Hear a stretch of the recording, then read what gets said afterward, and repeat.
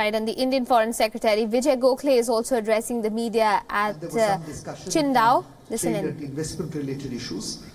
And in that context, the President also told the Prime Minister that China is looking at enhancing agricultural exports from India, including non-basmati rice and sugar. A couple of business delegations from India and from the Department of Commerce have, of course, visited China in the recent months, and we hope that this will lead to additional imports from India this year. The Chinese side also said that it would encourage our pharmaceutical companies to register for high-quality Indian pharmaceutical products in the Chinese market. Again, this was an important aspect from our perspective, because we have been pressing for greater pharma exports into the country.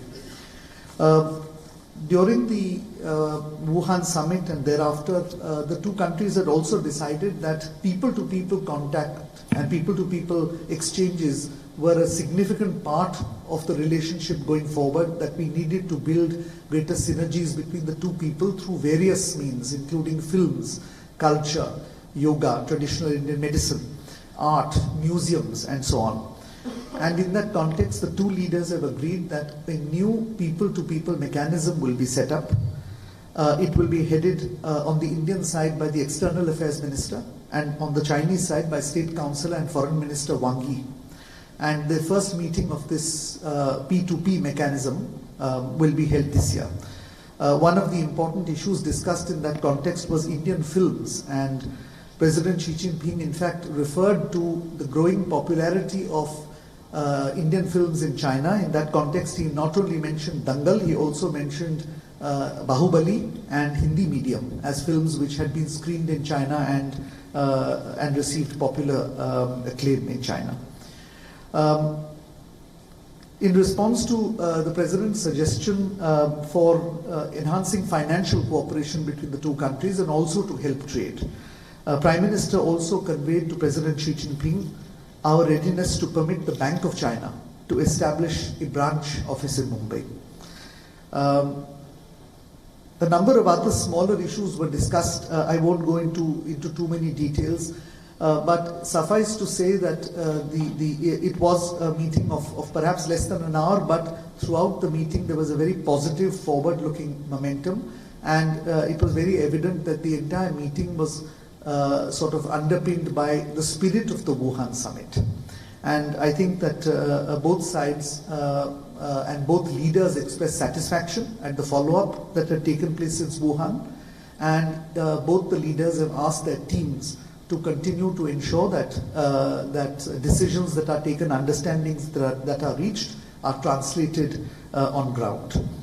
The meeting after that was with the President of Uzbekistan, President Mirziyoyev, and that again was a very useful, very fruitful meeting. The President of Uzbekistan will be making a visit to India later this year, and in that context the two leaders discussed preparations for that visit, including the need to enhance our bilateral trade, given our proximity as two countries close to each other geographically as well as now members of the SCO.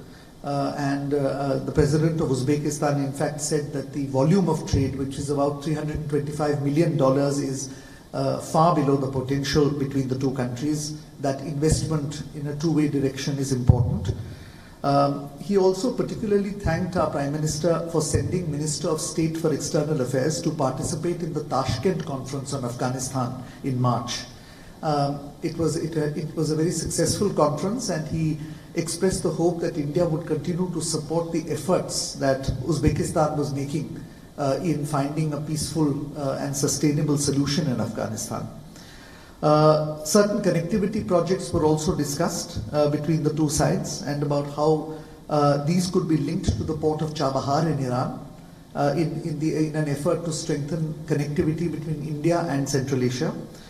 And finally, there was the Uzbek side talked about setting up investment parks and investment zones in Uzbekistan, and inquired about how India could assist in that regard, and offered to send the Deputy Prime Minister to India before his own visit Dates are of course yet to be decided to see how we could strengthen economic cooperation.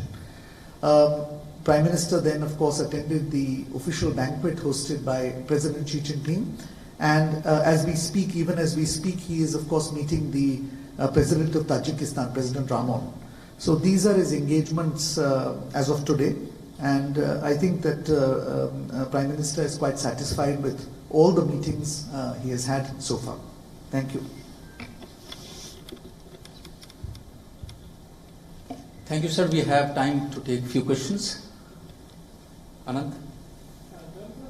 Follow-up to Wuhan, besides what you mentioned, is there any discussion on the boundary in terms of maintaining peace and tranquility or communication, or maintaining peace and tranquility or strengthening communication between the militaries? Is there any discussion on that aspect in terms of the Wuhan follow-up? Any other question? Sutito? Afghanistan project, any further discussion? Sutito from Hindustan Times, further discussion of Afghanistan project. Manas? Was there any discussion actually on U.S. sanctions against Russia or U.S. pull out from the Iran nuclear deal? So did they discuss these two issues? Thank you. Yes, please. Reporter from Chinese media, the paper. The question to you that will your attitude toward one Belt and One Road initiative change a little bit because of our cooperation in the SCO in the future? Thank you. Thank you. Last question. Yeah. Shubhendu from DD News, and with regard to the SCO, there's been a lot of focus and conversations about anti-terrorism initiatives at SCO. When leaders of India and China met, was there any mention of their cooperation in this area? Thank you. Thank you. Anant, there was a general agreement that the special representatives will hold their next round of negotiations later this year. As you know, those negotiations also cover matters relating to peace and tranquility along the boundary. But yes, there was a brief mention that the militaries on the two sides will continue to talk to each other in an effort to maintain peace and tranquility.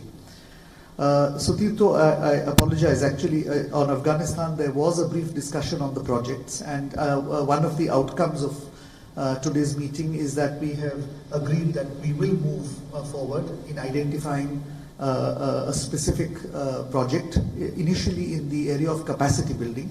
But it will be a joint project, and that we will in fact be doing so in Afghanistan. So we now have to begin the process of identifying it. Manas, there was no discussion at all on either of the topics you mentioned, either on sanctions against Russia or on the Iran nuclear deal. On the question regarding the Belt and Road Initiative, I think India's position on this matter is already spelled out, and I don't need to specify it any further. Essentially, India supports all connectivity initiatives, but believes that these should be also bearing in mind a sensitivity to each country's territorial integrity and sovereignty, as well as sustainability and viability in other ways. As far as Doordarshan question is concerned, there was no discussion on anti-terror initiatives in the SCO context, but of course one of the mechanisms that will also have a meeting in the second half of this year, the latter half of this year, will be the mechanism we have on counterterrorism and security.